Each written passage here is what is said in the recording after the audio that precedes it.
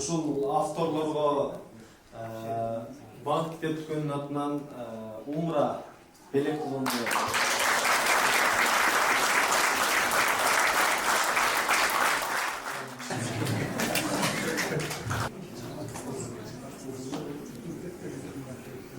Kutlu olsun, bereketli olsun. 3 hafta böyle daha önce olacak böyle.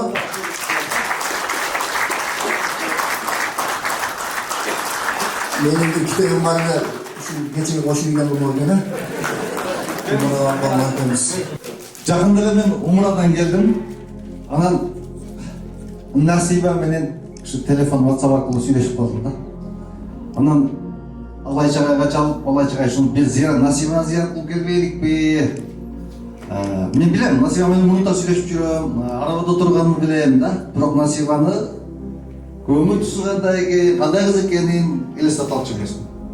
Карабалтага местоположениесин таштап коюп, Алайчагайга көз барсак, эң талга барып туруп калдык да. Алайчагай бияка айдан дейт, агай, мен туура эмес келип алды, андай эмес агай, койсоңуз деп машина айдап Карабалтан сенден чеккен. Анан кайра байланышып, өздөрү ошол эле келип туруп өрөөнүн жешет экен. Анан кайра жөнөсөк, кайра барсак, дагы бир эң талга барып калдык. Үй жок, тала. Анан айдап көрөйүнчү деп барсам, ошол Карабалтанын түбүндөн бир 20-30 км ылдыйда эң баягы корот экен да. Bir жүрөк дырт этти. Ушул жерге, ушул карындашыбыз, ушунча байларыбыз, кыйындарыбыз туруп кетчин кантип кам көрүп кала албайбыз деп өзүнчө жүрөктөн эзилип. Анан келиңиз деп атасы чакырып үйгө киргизди да. Шу эшиктен киргенде менин көзүм Насибанын шу колундагы бармактарына туш келди да. Бүтүндөй денем дүркүрөп, эмне сүйлөрүмдү билбей, астыма тамак алып келип, ашап келип коюп, курсагыбыз ач, ошо барып чай ичебиз деп баратабыз да, Алайчагайбыз. Баягы ашты, оозума салсам, кайра кетип, баягы адам дүркүрөп калганды жей албай калат го. Ушундай абалым жаман абалга капталды да. Канча кайра ушунчалык менеп менен чай ичтели деп чай ичти. Тамагы жей келет, бирок тамагын жей албай, жөн эле сүйлөшүп, жүрөк титиреп келдик да. Анан Алайчагай менен келатып, бизде ушунча китеп жазып, китеп чыгардык, бир да китептин бет ачары деген бизде түшүнгөн жок болчу. Анан ушул барып ушу китептердин акыркы китептердин бет ачарын кылып коелучу деп чечтик. Атасы менен сүйлөшүп отурдум ошол жерде. Атасы ушул 10 жылдан ашык кайда барса, Баткенде ушул жака чейин жолдо келип талмасы караса, бай көкөлдү берип караган атасы экен. Тилеги чоң, сүйүнүчү көпкө жеткен. Менин кызым китеп жазды, менин кызымды тааныды, менин кызым деп апасы атасынын сүйүнүчү көпкө жетти да. Биз жыл сайын умрага барып жүрөм. Эгер уруксат берсеңиздер, мына ушул умраны, ушул кызды тарбиялаган, баккан, жалабаган, тажабаган, үмүтүн үзбөгөн, чөкпөгөн, сынбаган атасына тапшырып коюңуз.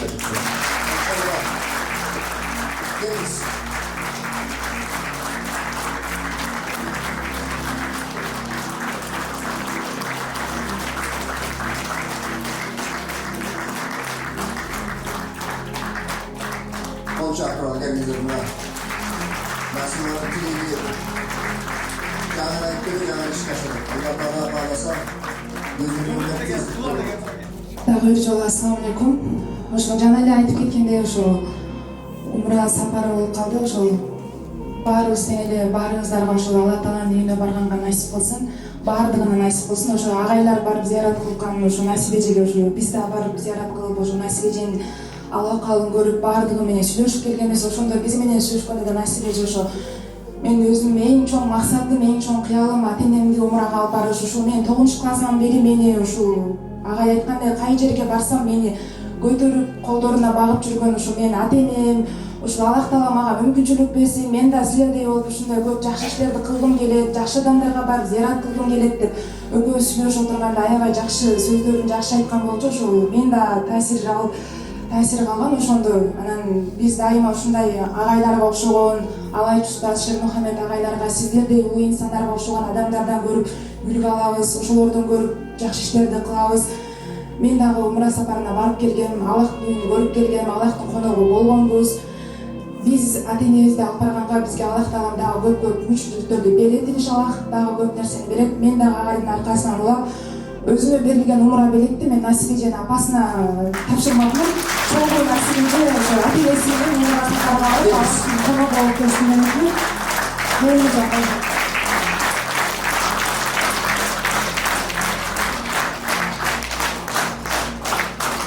Kol çarpılara mahkulu gözümlerde. Allah razı olsun. Allah bağrımızlardan razı olsun. баягы адамбыздар кээде чайканыбызга кээде тактаңдап дардаңдап мен китеп жазып атам, китеп чыгарып атам, мынча китеп чыгарып койдум, кээде дардаңдайбыз да. Мен Насибаны көргөндөн кийин өзүм аттым кыла баштадым. Насиба китеп ача албайт экен, өзү китеп ача албайт. Китепти ачып берип койсом, мына бармактары да көрүп атсаңыз, аякпен кетип калган бармактары менен ушинтип ачат экен. Насиба өзү телефонду унутуп кармай албайт. Şu telefonu koluna verip koysanız еттеп шүнтіп бармайды да. Бұнды баспаған, қолы менен китеп ача албаған, қолы менен телефонды қармай албаған адам бүгінгі күнде китеп жазып, үмметті ойға тоқтан кербесе. Мен ойлаймын, бұл біздің қырғыз елін ойға түш керек деп ойлаймын. Біз ойға түш керек. Біз әлі қылелек іштеріміз көп екенін білішіміз керек деп ойлаймын. Алды саның аман, көзің көріп, өз бұтың менен басасың. Bir de артымдан iz калтырелек болған адамдар бар. Біздің қылдық деп кейде мақтанып дардаңдап отқанымыз чымындың bir қанатына дағы арзымаған сезіп отырмын да. Сондықтан дағы бір жолы мен расыл білдірем. Насибаны баққан апасына, атасына сіздерге тірек расылық білдірем. Бар болыңыздар, аман болыңыздар. Құдай бұйырса Насиба азыр ушул жерден bir жаңы арабада қалып келіп қойдық. Насиба ошол арабы менен барасын, Кудай буйрса ага, ошол жактан басып, арабаны Меккедеги вакыф кылып, ошол жактан келген буту баспаган адамдарга вакыф кылып таштап келесин деген ойдомун. Бар болуңуздар, аман болуңуздар. Assalamu alaikum, hormatly жыйындын катышуучулары. Чыныгы мен мана шу кызым китеп жазат деп ойлогондой эмесмин. Kitap жазам ата dedi, мейл деп шөntүп айтып койгон элем да. Мана биз келгенибизге мана Бишкекке келип 3-4 ай болуп калды. Şu 2 ай өткөндөн кийин китебиң чыгыптыр ата деп калды. Чыныгы анан кийин мен сүйүнүп, şu китеп жазганга аса сүйүнүп неме кылдым. Бул китеп жазганын немесинде чыныгы мана устаз, алайчы устазга чоң рахмат. Себеби Насибаны насиба кылган, Насибаны элге тааныткан ошол киши. Шейх Мухаммед устаз сиздерге чыныгы бул китеп жазып өтө кыйын нерсе. Мына китепти караңыздар, темаларды сынба, чөкпө, түгөлбө, эртең депе.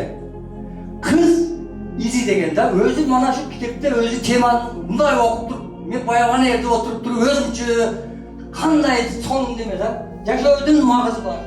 Чоң рахмат сиздерге, уюштурган бардыгыңыздарга Алла разы болсун.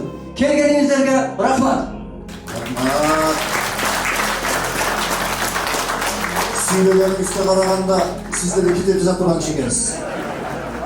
Apamızda bir kıskançlıkla biraz olsun. Assalamu alaikum.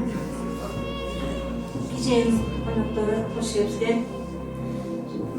Kitapta çağıran bağlı mesela en razılık bildirim. Allah razı olsun. İşimize gelen iyilikler olsun. Rahmatli kol çağırma olmak